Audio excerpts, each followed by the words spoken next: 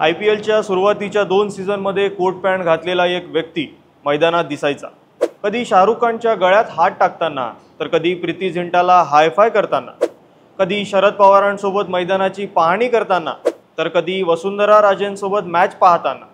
या व्यक्तीचं नाव होतं ललित मोदी।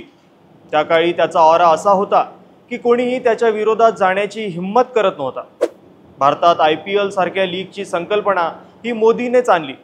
इतकंच काय, पवारांना BCCI आणि नंतर ICCच्या प्रमुख पदापर्यंत घेऊन जाण्यासाठी फील्डिंग लावणारा देखील ललित मोदीच होता। मात्र 2010 मध्ये ललित मोदीने वर्ल्ड स्पोर्ट्स संस्थेला 425 कोटी रुपयात IPL दाखवण्याचं कॉन्ट्रॅक्ट देऊन त्यात 125 कोटीची कमिशन घेतलं। तसंच सट्टेबाजी, मॅच फिक्सिंग आणि भूखंड घोटाळ्यात देखील त्याच्यावर आरोप झाले। त्यानंतर तो भारत सोडून इंग्लंडला पळाला। तेव्हापासून तो तिथंच राहत होता। मात्र गेल्या हप्त्यात मोदीने इंग्लंड सोडून वानुआतू देशाचं नागरिकत्व देखील मिळवलं। पण आता बातमी येते की वानुआतू देशाने मोदीचं नागरिकत्व रद्द केलंय। पण का? त्यामागे कारण काय? मोदीने घोटाळा काय केलाय? त्याचे भाजपच्या कोणत्या नेत्याशी संबंध होते? काँग्रेससोबत त्याचं कसं वाजलं होतं? चला तर मग जाणून घेऊयात आजच्या या व्हिडिओच्या माध्यमातून। नमस्कार, मी प्रथमेश धोटे आणि आपण पाहतात महाराष्ट्र भूमी। खरं तर ही गोष्ट सुरू होते 2005-06 या दरम्यान। त्यावेळी शरद पवारांनी BCCIच्या निवडणुकीत विजयी होण्यासाठी जंग पछाडलं होतं। गेल्या निवडणुकीत पवारांचा झालेला पराभव हा त्यांच्या मोठ्या जिव्हारी लागलेला। त्यामुळे यंदा कोणत्याही परिस्थितीत BCCIचं अध्यक्षपद खेचून आणायचं हा पावित्रा पवारांचा होता आणि याची जबाबदारी त्यांनी आपल्या गटातल्या ललित मोदी यांना दिलेली। मोदींनी पवारांसाठी जुळवाजुळव केली आणि 2005 मध्ये पवार BCCIचे अध्यक्ष झाले। पवार अध्यक्ष झाल्यानंतर ललित मोदींच्या देखील अपेक्षा वाढल्या। त्यांनी पवारांच्या डोक्यात IPL सुरू करण्याची संकल्पना घातली आणि पवारांनी देखील त्यासाठी होकार दिला। दोघांनी मिळून अनेक उद्योगपतींना IPL मध्ये टीम खरेदी करण्यासाठी साकडं घातलं आणि 2008 मध्ये मोठ्या धूमधडाक्यात IPLची सुरुवात झाली। पण त्यानंतरच्या काळात IPL मध्ये राजकारण घुसणार होतं। त्याचं झालं असं की 2009 मध्ये भारतात सार्वत्रिक निवडणुका झाल्या। त्यावेळी केंद्रात काँग्रेस सत्तेत होती आणि तत्कालीन केंद्रीय गृहमंत्री P चिदंबरम यांनी IPL साठी सुरक्षा प्रदान करण्यासाठी अनुकूल परिस्थिती नसल्याचं सांगितलं। ज्यामुळे ललित मोदी यांनी चिदंबरम यांच्यामध्ये वादाची ठिणगी पडली आणि चिडून ललित मोदींनी 2009 सालचं IPL साऊथ आफ्रिकेत भरवण्याचा निर्णय घेतला। खरं तर इथूनच काँग्रेस विरुद्ध ललित मोदी या वादाच्या अंकाची सुरुवात झाली। पुढे 2010च्या IPL मध्ये पुणे वॉरियर इंडिया आणि कोची टस्कर केरला हे 2 नवीन संघ जोडले गेले। पुण्याच्या संघाला ललित मोदी यांनी हिरवा कंदील दाखवला खरा, पण कोचीच्या संघाबद्दल मोदी सकारात्मक नव्हता। त्याने वारंवार कोची संघाच्या करारपत्रावर सही करण्यास नकार दिला। त्यामागे कारण असं होतं की कोची टस्कर केरला या संघाचे मेंटर हे काँग्रेस नेते आणि तत्कालीन विदेश मंत्री शशी थरूर हे होते। असो, शेवटी BCCIच्या दबावामुळे ललित मोदी यांना कोची टस्कर केरला या संघाला मान्यता द्यावी लागली। पण 11 एप्रिल 2010 मध्ये ललित मोदींनी ट्विट करत आरोप लावले की कोची टस्कर केरलाने शशी थरूर यांची प्रियसी सुनंदा पुष्कर यांना 70 करोड रुपयांचे शेअर हे मोफत दिले। मोदींच्या या आरोपानंतर विरोधी पक्षाने शशी थरूर यांच्यावर आपल्या पदाचा गैरवापर केल्याचे आरोप लावले आणि त्यांच्या राजीनाम्याची मागणी देखील केली। संसदेत यावरून मोठा गदारोळ माजला आणि शेवटी शशी थरूर यांना राजीनामा द्यावा लागला। हा ललित मोदी यांचा मोठा विजय होता। पण ते म्हणतात ना, विजयामागे एक मोठा पराजय आपली वाट पाहतोय। तसंच काही ललित मोदींच्या बाबतीत देखील झालं। सत्ताधारी काँग्रेसने BCCI आणि ललित मोदींवर नजर ठेवण्यास सुरुवात केली। त्यातून समोर आला ललित मोदींचा एक स्कॅम। ललित मोदी यांनी IPLच्या कमिशनर पदावर असताना वर्ल्ड स्पोर्ट्स या संस्थेला IPL दाखवण्याचं कॉन्ट्रॅक्ट देण्यासाठी 125 कोटीचं कमिशन घेतलं। यासोबतच IPL मध्ये सट्टेबाजी आणि स्पॉट फिक्सिंग प्रकरणात देखील ललित मोदींचं नाव घेतलं जाऊ लागलं। पुढे त्यांच्यावर कारवाई झाली। त्यावेळी भूखंड घोटाळ्यामध्ये देखील त्यांचा सहभाग आढळून आला, ज्यामुळे देशातल्या विविध ठिकाणी ललित मोदींवर गुन्हे दाखल होण्यास सुरुवात झाली। ही बाब ओळखून ललित मोदीने भारत सोडून इंग्लंडमध्ये शरण घेतली।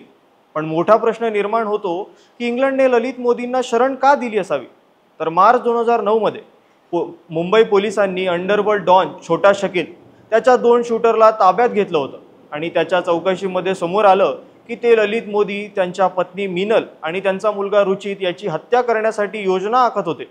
इंग्लंडमध्ये शरण घेण्यासाठी ललित मोदी यांनी हाच धागा पकडला, त्यामुळे त्याला इंग्लंडमध्ये शरण मिळाली खरी, मात्र दुसऱ्या बाजूने भारतात त्याच्या विरोधातले गुन्हे हे वाढतच होते. शेवटी भारत सरकारने त्याला फरार देखील घोषित केलं. याशिवाय त्याला वॉन्टेडच्या यादीमध्ये देखील टाकण्यात आलं. पण याच दरम्यान ललित मोदी हा कोणत्या ना कोणत्या कारणावरून चर्चेत येत राहिला. 2013 मध्ये फरार असूनही राजस्थान क्रिकेट बोर्डचा अध्यक्ष म्हणून निवडून येऊन त्याने आपली ताकद दाखवली. त्यानंतर 2015 मध्ये वसुंधरा राजेंचा मुलगा दुष्यंत सिंगच्या हॉटेल कंपनीचे 10 रुपयाचे शेअर 96,000 रुपयात विकत घेत त्याने पुन्हा एकदा बातम्यांची हेडलाईन मिळवली. तर त्याच वर्षी आपल्या पत्नीच्या कॅन्सरच्या उपचारासाठी सुषमा स्वराज यांच्या मदतीने इमिग्रेशन डॉक्युमेंट्स मिळवले. पण यामध्ये सगळ्यात सुष्मिता सेन आणि ललित मोदी यांची मैत्री ही मीडियामध्ये बराच काळ चर्चेत राहिली. 2022 मध्ये ललित मोदींनी आपल्या इंस्टाग्रामवर सुष्मिता सेन यांच्यासोबतचे काही रोमॅन्टिक फोटोज पोस्ट केले होते, ज्यामध्ये त्यांनी सुष्मिता सेनला आपली बेटर हाफ म्हटलं होतं. त्यानंतर सुष्मिता आणि ललित यांनी लग्न केलं अशी चर्चा सगळीकडे सुरू झाली. मात्र स्वतः सुष्मिता सेन यांनी या चर्चेला पूर्णविराम दिला. पण यावर्षीच्या फेब्रुवारी महिन्यात ललित आणि सुष्मिता दोघांच्या ब्रेकअपच्या बातम्या आल्या. याशिवाय गेल्या वर्षी 2024च्या नोव्हेंबर महिन्यात ललित मोदी भारतात परतणार अशा देखील चर्चा सुरू होत्या, पण त्या फक्त चर्चाच राहिल्या. मात्र या फेब्रुवारी महिन्यात ललित मोदींनी इंग्लंड सोडून दक्षिण प्रशांत महासागरात असलेल्या वानुआतू देशाचं नागरिकत्व घेतल्याची बातमी आली आणि तो पुन्हा एकदा चर्चेत आला. वानुआतू देश एक नैसर्गिक सौंदर्य लाभलेला देश आहे. आपल्या भारताच्या पॉंडिचेरी इतकं त्याचं क्षेत्रफळ असावं. म्हणतात की पृथ्वीवर झालेल्या एका ज्वालामुखीच्या विस्फोटातून 83 छोटे छोटे बेटे तयार झाली. पुढे त्याच बेटातून वानुआतू हा देश उदयास आला. इथल्या नैसर्गिक सौंदर्यामुळे याला पृथ्वीवरचा स्वर्ग म्हणून देखील ओळखलं जातं. पण टॅक्टॅनिक प्लेट्समुळे इथे कधीही भूकंप येण्याची शक्यता आहे. पण या सगळ्या गोष्टींना बाजूला सारून देशभरातले श्रीमंत लोक इथं नागरिकत्व मिळवतात आणि त्यासाठी प्रक्रिया देखील फार छोटी आहे. कोणत्याही व्यक्तीने जर इथे 1,30,00,000 रुपये भरले तर त्याला या देशाचं नागरिकत्व आणि पासपोर्ट हे सहज मिळतं. ललित मोदीने देखील तेच केलं आणि त्याला वानुआतूने नागरिकत्व दिले. पण आता वानुआतू देशाचे पंतप्रधान जोथान नापाट यांनी आपल्या प्रशासनाला सूचना देत ललित मोदींचं पासपोर्ट रद्द करण्याची घोषणा केली. त्यांच्या म्हणण्यानुसार आम्ही ललित मोदीला पासपोर्ट देताना त्याची पार्श्वभूमी तपासली नव्हती, मात्र त्याला नागरिकत्व दिल्याच्या 24 तासात आम्हाला माहिती मिळाली की भारताने ललित मोदी विरोधात अलर्ट नोटीस जारी केली आहे. याबाबतची पूर्वकल्पना आम्हाला असती तर आम्ही ललित मोदींचं नागरिकत्व नाकारलं असतं, पण आता याची कल्पना मिळाल्यानंतर आम्ही ललित मोदींचं नागरिकत्व रद्द करतोय, असं वानुआतू देशाचे पंतप्रधान म्हणाले. याशिवाय वानुआतू देशाचं पासपोर्ट हा एक हक्क नसून एक विशेष अधिकार आहे आणि नागरिकत्वासाठी अर्ज करणाऱ्यांनी योग्य आणि वैध कारणे दिली पाहिजेत. प्रत्यारोपण टाळण्यासाठी जर कोणी देशात येत असेल तर त्याला नागरिकत्व नाकारलं जाईल, असं देखील वानुआतू देशाचे पंतप्रधानांनी स्पष्ट केलं. तर आता हा ललित मोदींसाठी एक मोठा फटका मानला जातो आणि भारताचा एक मोठा विजय म्हणता येऊ शकतो. आता फक्त गेल्या 15 वर्षापासून फरार असलेल्या मोदीला भारत सरकार परत कधी घेऊन येणार याचीच वाट सगळे पाहत आहेत. आता तुम्हाला ही स्टोरी कशी वाटली हे आम्हाला कमेंट्सच्या माध्यमातून नक्की सांगा. धन्यवाद.